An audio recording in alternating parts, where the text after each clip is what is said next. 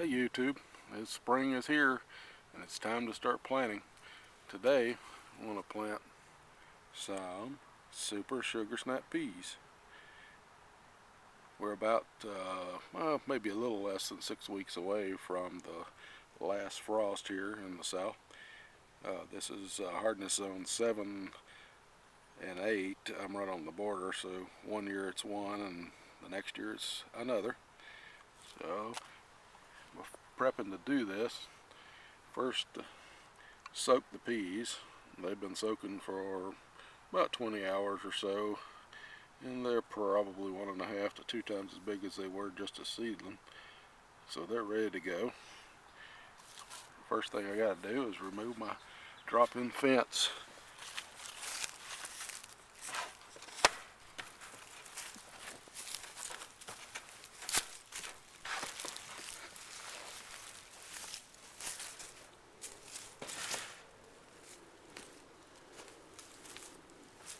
Drop-in fences are great. It's a great way to keep out the rabbits, yet have full access to your beds as you need them.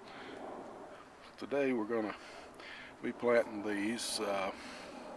Well, the instructions say to plant every 2 inches with 18 inches between rows. Of course, we're doing raised beds. And what I found is every 4 inches in both directions, and staggering the rows seemed to work out good. So what I did is I took some pegboard, drilled out holes every other one. As you can see, they're staggered in the rows. And what I do is use this as a template. So let's get started.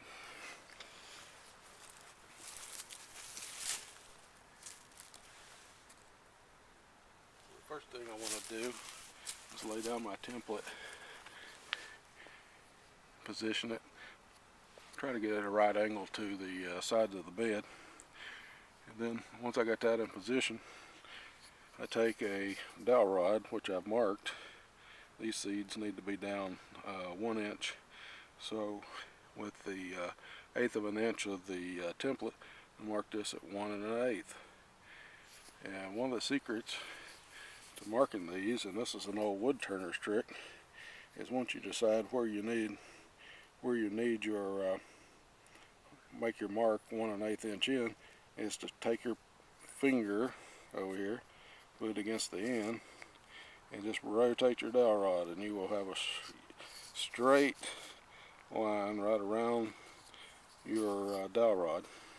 I'm having a hard time doing that now because I'm looking through a camera, but if I wasn't looking through the camera, it wouldn't be a problem.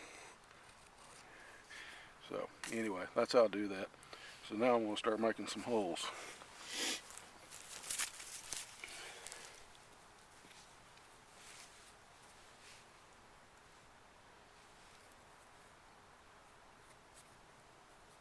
See, I'm skipping every other one because these are on 2 inch, the template showing 2 inch. So then we'll drop back 2 inches on this row. Excuse me, that's the wrong row. Then come back on this row and punch a hole every other one.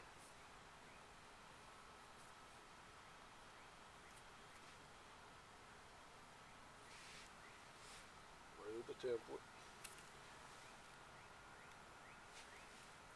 Slide the template over. Line up the holes. About right there. So now we can do it again.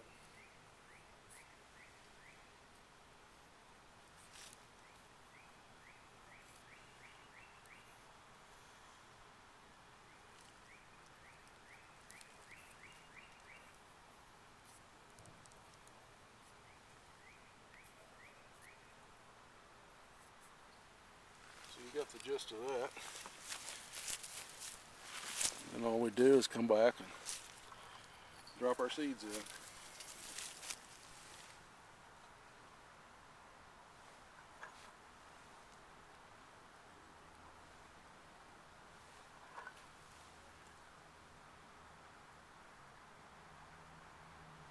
Sometimes your holes close back up a little bit. You kind of use your finger. You can use the dowel rod as a kind of a gauge to push the seed down in the hole.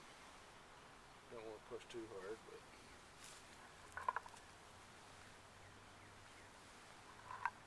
okay, you got the gist of this. I'll come back later and show you what I do to fill in the on top of the seeds. Okay, now we've got all the seeds in. It looks a little bit like somebody coming through here with a car aerator. You can see all the holes and everything. I've dropped the seed in. So now what I'm going to do is fill in, try to get a little soil work down in each one of the holes and slightly tamp it down.